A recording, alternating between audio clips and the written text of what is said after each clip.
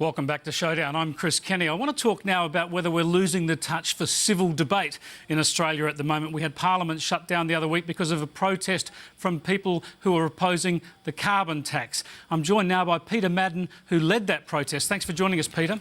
Great to be with you, Chris. Peter, obviously you and your friends went into Parliament with the express purpose of shutting it down, of interrupting it. That's not a mature way to conduct a debate, is it?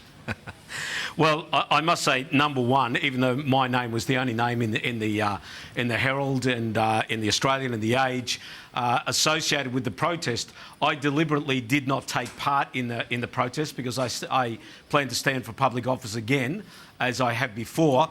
And when I was asked by the media, was I going to disrupt Parliament, I said, no, I will not, and I did not. But you organised it. You knew that that was the intention of the people you'd organised to go there. Well, yes, I was part of the organiser. I must make it clear, I wasn't the organiser, but I was part of that, yes. I knew what they planned to do.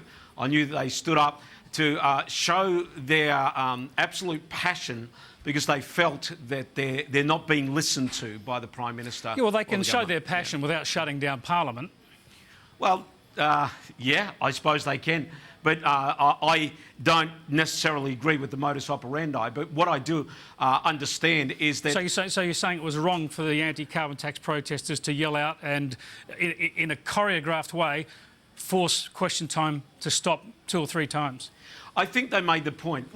We've only ever seen left-wing radicals do this sort of thing before. Yeah. And look, what's happening now is there's a rise of the Conservatives who's saying we are frustrated, we are angry. People, the government is not listening to us, so if they won't listen to us and they call us of no consequence and they play down our significance, they're going to take it to the Parliament. I believe in our democratic system and I believe in our government protocols. That's why I didn't partake. But I also believe, as you do, in democratic debate and out of their frustration, that's the way they got their point across. You mentioned that you've been a candidate. You're a member of the Christian Democrat Party. Was it a political organisation? Were most of those people members of your party? Oh, definitely not, no. They come from the Liberal Party, from the National Party, some Christian Democratic Party people. The people there that day are people who've been very faithfully being part of this protest against carbon tax. Well, I'll just stop you there and we'll just remind viewers of what happened in Parliament last week. This is a reform for those children.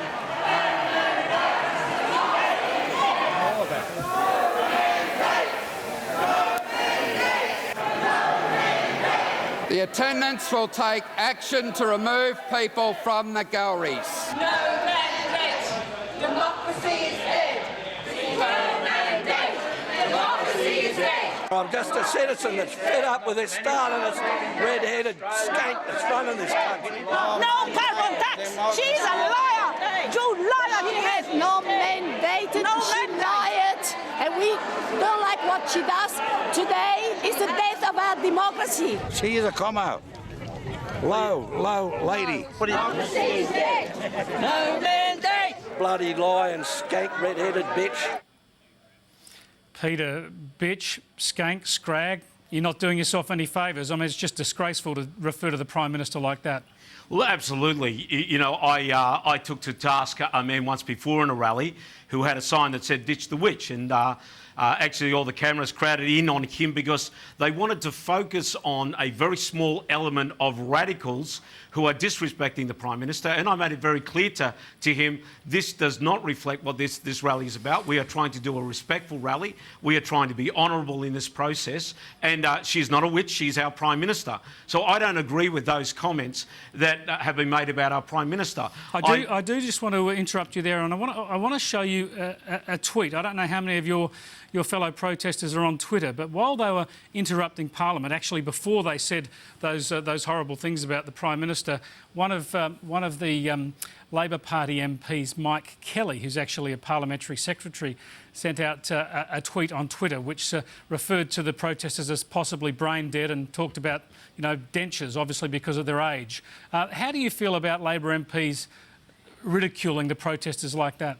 Look, very, very similar to the way I felt when I was actually in the gallery when Anthony Albanese got up and called the convoy of no confidence, where literally thousands of people from all over the country gathered in Canberra, and trucks came from every state. I camped with the truckies and the farmers who'd come from northern Queensland, from Port Hedland, Darwin, Perth, all over Australia, thousands of kilometres. These are the salt of the earth. They came to Canberra to say, please, will you listen to us? And they were called by Anthony Albanese the convoy of no consequence. The unmitigated arrogance of this government to say, we don't want to listen to what you're saying, you have no consequence. That's reflected in the comment that you mentioned as well. Well, I highlighted that tweet from Mike Kelly in The Australian this week, and Ashley Gillen actually put it to him for a response today on Lunchtime Agenda. No, well, it didn't relate to elderly Australians. It was just a play on words. Look, you know, what we were hearing in the chamber and what we heard outside afterwards were references to our Prime Minister as a scrag, a skank and a bitch, and, you know, words that were then replicated on the Liberal Party website, which I can't repeat here on air. And this sort of language has really crept into the public discourse, encouraged by the coalition and those people who were signed in to the Speaker's gallery, that whole protest orchestrated clearly by members of the coalition, dragging the debate down to levels that this country's never seen before. And call me old-fashioned, but I just won't tolerate women being referred to in that way. Well, Mike Kelly was caught out there, obviously, with the tweet. I point out, of course, he was tweeting that before we saw those people say those horrible things about the Prime Minister. So he's got the chronology wrong there, Peter. But does he have a point there about the organisation? Were you signed in by any serving MPs? Did any serving MPs help orchestrate that protest? Well, look, I was signed in by Minister Craig Kelly, and the reason I was is because I came to Canberra on Wednesday with 34,000 signatures from the Coalition of Industries that was part of the Convoy of No Confidence, 34,000 signatures which I presented personally to Mr Tony Abbott, to Barnaby Joyce. I took them to the Prime Minister's office, and as a representative of the Coalition of Industries, I said I will not partake in the protest. I want to do this honourably. I want to do this right. So the only people that were signed in, myself and the gentleman who came with me, we did not partake in the protest because we had been signed in